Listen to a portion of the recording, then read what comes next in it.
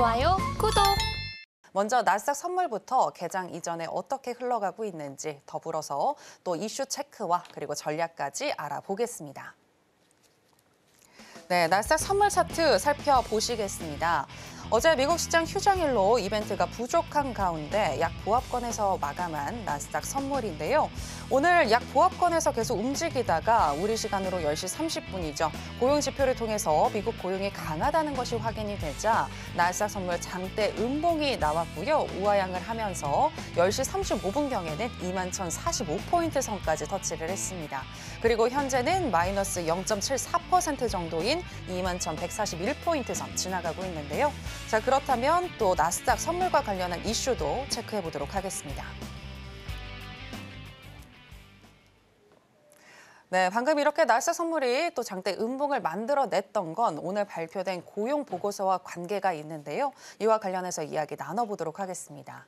네, 맞선님. 네. 오늘 고용 보고서를 통해서 미국의 고용이 강하다는 것이 확인이 됐는데 네. 좀 디테일하게 짚어주실까요? 네, 일단 화면 좀 보도록 하겠습니다. 네. 자, 방금 전에 미국 비농업 부문 고용 지표가 발표가 됐습니다. 여러분들께서 이 화면들을 지금 데이터를 보고 계신지는 모르겠지만 지금 데이터 보면 비농업 부문 고용 지수하고 여기 밑에 민간 비농업 부문 고용 지수가 있는데 여기 위에 있는 비농업 부문 고용 지수 별 3개짜리에는 정부 부문이 포함된 거고 밑에는 포함되지 않은 겁니다. 그래서 실제로 중요한 건 밑에 있는 게 중요한 겁니다. 정부 부문은 언제든지 정부의 지출로 만들어낼 수 있는 여지가 있기 때문에 이제부터는 민간 비농업 부문이 되게 중요합니다. 기존에는 정부에서 선거철이라고 그러죠. 돈을 많이 썼었습니다. 근데 지금 예상보다 예측이 135, K죠? 13만 5천, 그리고 223K, 22만 3천, 한 더블까지는 아니더라도 한 1.5배 이상 차이가 나는 상황이고요.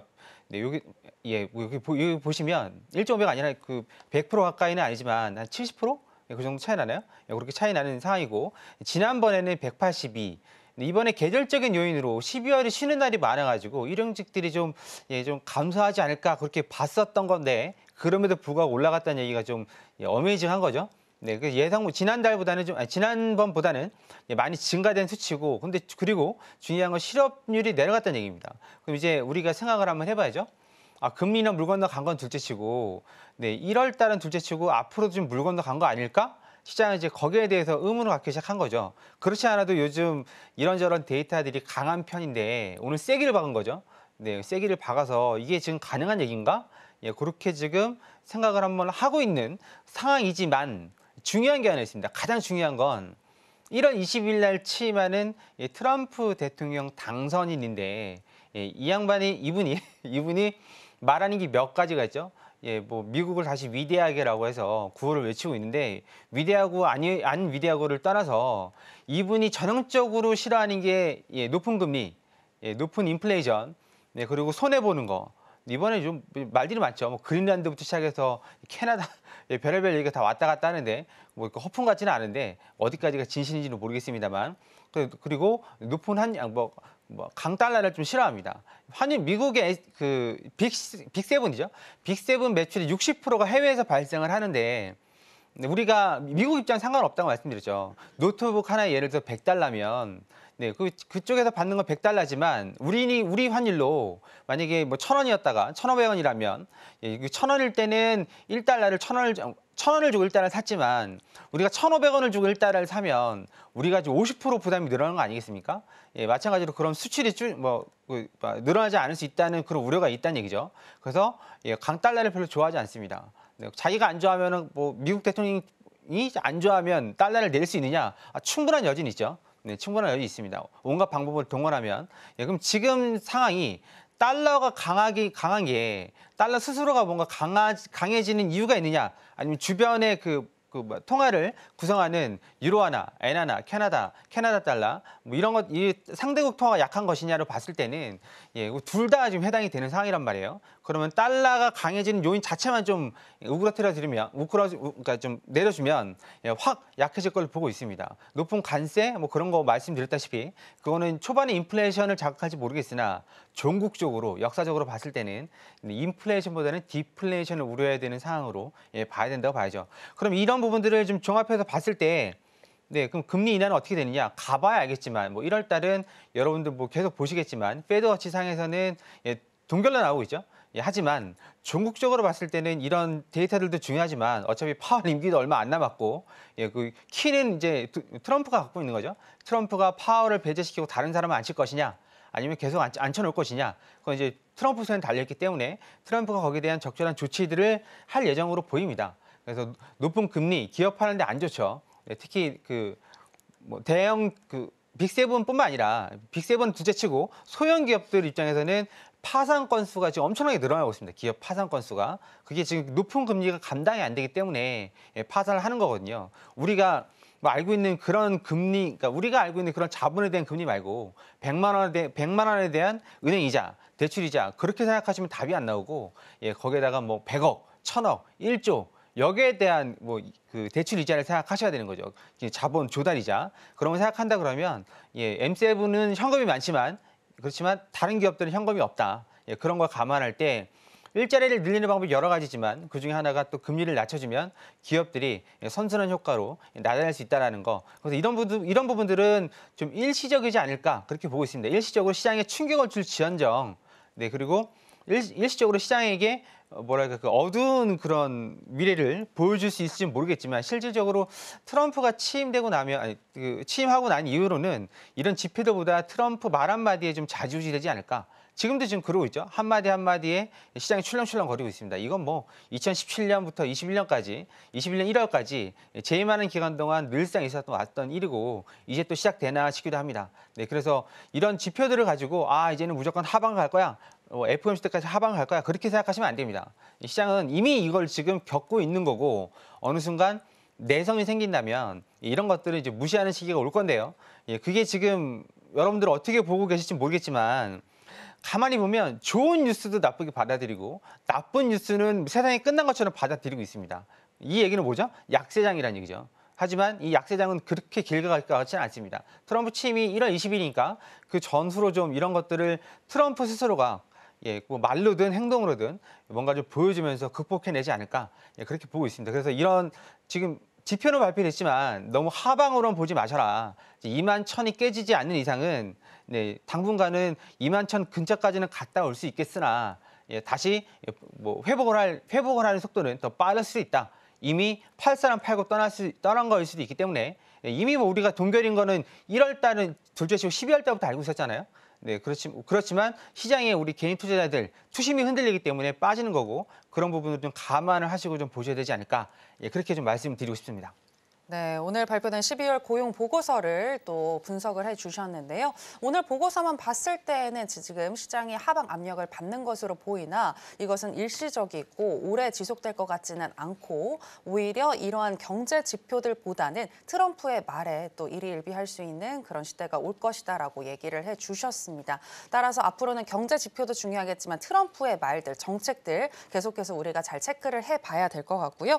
그리고 또 현재 약세장으로 분석이 되나 2만 1000포인트가 빠지지 않는 이상 다시 또 되돌림을 줄 가능성이 매우 높아 보인다라고 분석을 해주셨는데요. 자, 그리고 또 시장에 영향을 줄 수 있는 금리 인하 횟수와 관련해서도 이야기를 나눠보도록 하겠습니다. 자, 어제 또 FOMC 의사록이 공개가 됐고 또 연준 위원들이 잇따라서 발언을 하고 있는데 네. 미셸 보우먼 위원 같은 경우에는 앞으로 금리 인하가 없을 것이다 뭐 이런 발언을 하기도 했거든요. 네. 네, 어떻게 보시나요? 근데 계속 말씀드리지만 페드 위원, 그러니까 FOMC 위원들이 말하는 것들을 너무 귀담아 들으시면 안 됩니다. 사람들 매번 바뀌는 거고 점도표 말씀드렸죠. 단 한 번도 맞춘 적이 없다. 여기 중요한 건 딱 하나죠. 단 한 번도. 네, 제가 15년 넘게 해오면서 그 단 한 번도 그대로 진행된 걸 보지 못했습니다. 다 순간순간 바뀌고 그리고 금리 인하가 뭐 어쩐지 저쩐지 말을 하는 건 글쎄요. 말하는 건 본인의 자유이나 그 사람 한 표잖아요. 한 표.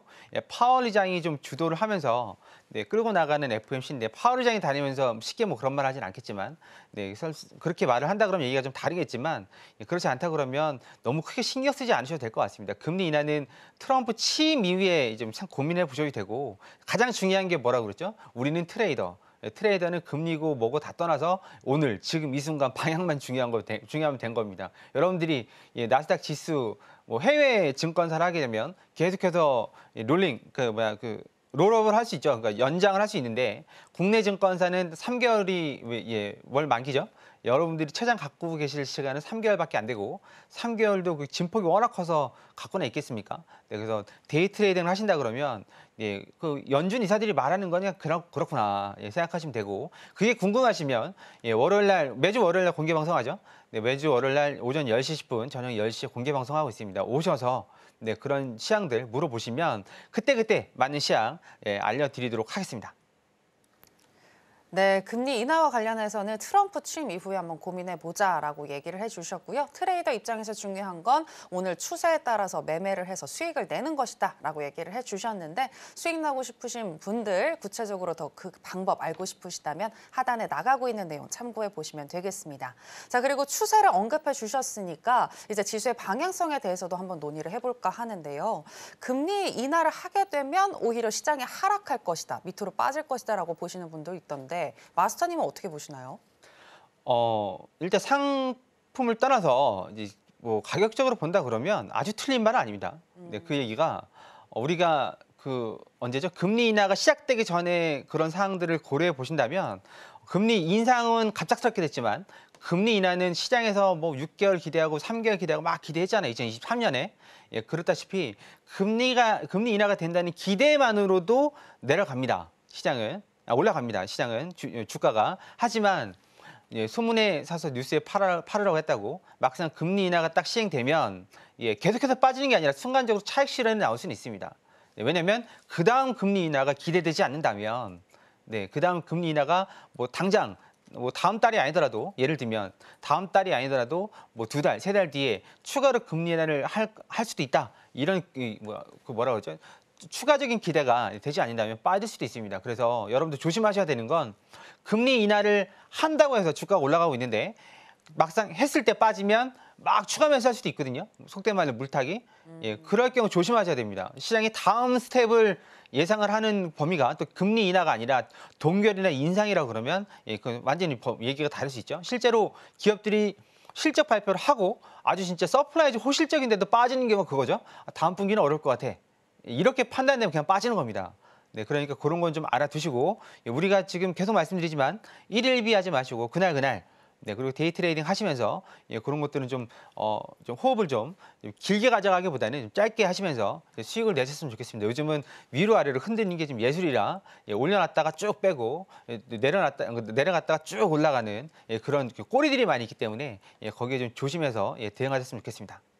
네, 금리 인하를 하게 되면 시장이 뭐 하락을 할 수도 있겠지만 오히려 이때 또 물타기를 하자라는 매수세가 들어오면서 상승할 수도 있는 것이다. 그때 가서 한번 살펴봐야 된다라고 얘기를 해주셨고요. 현재 시점에서는 단기적으로 방망이를 짧게 가지고 한번 대응을 해보자. 단타에 대해서 강조를 해주셨습니다. 자, 그렇다면 저희가 나스닥 선물 전략 조금 이따가 또 짚어드릴 거고요.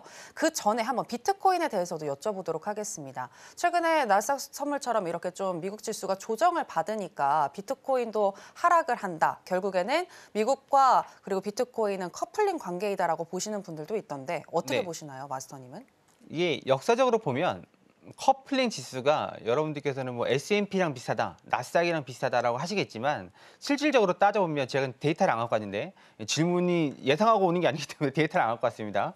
러셀 2000이랑 비슷합니다. 러셀 2000, 소형주랑 비슷합니다. 그러니까 소형주 쪽에서 움직이는 방향에 따라서 비트코인도 함께 움직이는 그런 영향이 크더라고요. 나스닥하고 비슷한 거 아니야라고 물을 수 있겠지만 똑같은 위험 자산은 맞지만 그 위험도가 나스닥보다는 러셀 2000이 훨씬 위험하죠. 위험도가. 그러다 보니까 자금 사이즈나 그런 걸로 봤을 때는 러셀 2000하고 비슷합니다. 그리고 지금 그러니까 지금 나스닥이 빠지니까 뭐 비트코인도 빠진다. 그보다는 그 위험 자산이 전체적으로 빠지니까 함께 빠진다고 보시면 되는 거고 비트코인 같은 경우에는 코인 같은 경우에는 여러분께서도 아시겠지만 변동성 그 근본이 뭐냐면 유동성입니다. 유동성이 들어온다는 확신만 있으면 폭발적으로 상승을 합니다. 그러니까 코로나 이후에 증시가 회복되는 과정에서 가장 먼저 회복한 게 정고점을 가장 먼저 회복한 게 비트코인이죠. 네, 아주 순식간에 회복을 해버렸습니다. 빠진 것도 아주 드라마틱하게 빠졌지만 회복한 것도 여러분 진짜 놀랄 만큼 회복을 했습니다. 하다 회복된 거거든요. 마찬가지로 이번에 유동성이 또 한 번 트럼프에서 풀린다면 이 코인 쪽에서 엄청나게 좀 반응이 좀 뜨겁지 않을까. 그래서 2025년 불장을 좀 완성하지 않을까를 보고 있고, 예, 트럼프 효과가 지속되느냐 안 되느냐는 두고 보셔야 되겠지만 이미 시장에서 알고 있는 카드는 다 꺼냈죠. 예, 여기저기 임명한 그런 뭐랄까 그 책임자들뿐만 아니라 남은 거는 이제 그 추가적으로 뭐 완화 규제라 그러면 이제 뭐랄까 그 테두리라고 해야 되죠. 테두리. 그다음에 추가적인 약속했던 그런 공약들을 이행하는지 여부에 대해서 만약 이행을 한다 그러면 또 폭발적인 반응이 오겠지만 설사 이행을 하지 않는다 하더라도 이미 여러 가지 방해 요소들을 제거해 놨기 때문에 유동성만 확보된다면 충분히 코인이 오를 수 있습니다. 그래서 아직까지는 저번에 보여드렸다시피 비트코인 도미넌스 시장 점유율이 40%대까지 한번 쳐줘야 보통 끝납니다. 뭐 상승기가 끝나는데 지금은 57%, 8%, 그 선에 있기 때문에 아직까지 적어도 한 방 이상은 남았다. 코인은. 그리고 그런 그 기운들이 비트코인 도미넌스가 내려가면 알트코인들이 폭발적으로 올라가는 시기가 오거든요. 그게 이제 뭐 제가 그런 게 아니라 코인 관련된 전문가들은 이제 그 시점이 다가왔다. 그렇게 보고 있습니다. 여러분께서도 현명하게 좀 준비하셔서 대처하셨으면 좋겠습니다. 네, 비트코인은 러셀 2000 지수와 동조화되는 경향이 더 강하고 비트코인을 상방으로 끌어올릴 수 있는 것은 바로 유동성이다라고 얘기를 해주셨는데요. 유동성이 계속해서 들어오는 한 비트코인은 더 추가적인 상승 충분히 가능해 보인다라고 분석을 해주셨습니다. 자, 그럼 이제 나스닥 선물 전략, 오늘의 전략으로 한번 가보도록 하겠습니다. 일단 인베스팅닷컴에 따르면 기술적인 분석 어떻게 하고 있는지 짚어드릴까 하는데요. 일간 기준으로는 적극 매도 사인을 주고 있습니다. 12개 지표들 중에서 6개의 지표가 매도를 가리키고 있고요. 시간당으로 봤을 때에도 적극 매도인데요. RSI와 스토캐스틱 RSI, MACD, CCI, ROC, 브랜베어 파워 지금 이 지표들이 매도를 가리키고 있습니다. 자, 그렇다면 마스터님의 의견은 어떠하신지 팻말을 통해서 확인해 보겠습니다. 마스터님 팻말 준비해 주시고요. 하나, 둘, 셋, 빠밤. 네, 매도 사인 주셨습니다. 마스터님 오늘 왜 매도일까요? 일단 지표발이라고 해야 되죠. 지표발 아직 끝나지 않았습니다. 여러분들도 네. 한 대 맞으면 얼얼하시죠? 네. 마찬가지입니다. 시장도 얼얼합니다. 아직까지 이거 회복을 하려고 그러면 적어도 새벽 정도는 돼야 되지 않을까. 그렇게 보고 있고. 네, 이게 재미있는 게 뭐냐면 재미라기보단 여러분들이 계속 빠질 것 같죠. 그러다 어느 순간 들어 올립니다. 이게 가끔 그런 분들이 있어요. 이게 시장에는 세력들이 있어서 어쩌고저쩌고 하는데 제가 계속 말씀드리잖아요. 나스닥에서 하루 거래 대금이 300조가 넘어갑니다. 300조를 그거를 받아줄 수 있는, 그거를 컨트롤할 수 있는 뭐 헤지펀드 그런 기관이 있을 거라 생각하십니까? 국내는 어떻게 되죠? 국내 코스피 시장은 10조죠. 네, 그리고 엔비디아 하루 거래 대금이 50조 원. 그러면 이게 실질적으로 한 회사가, 한 세력이 그거를 컨트롤하는 게 쉽지 않습니다. 네, 테슬라 공매도 치다가 여러 기업 파산했죠. 테슬라 기업 하나 지금 시가총액이 아닌데도 불구하고 파산했는데 이 나스닥을 처음부터 끝까지 운전한다고요? 불가능합니다.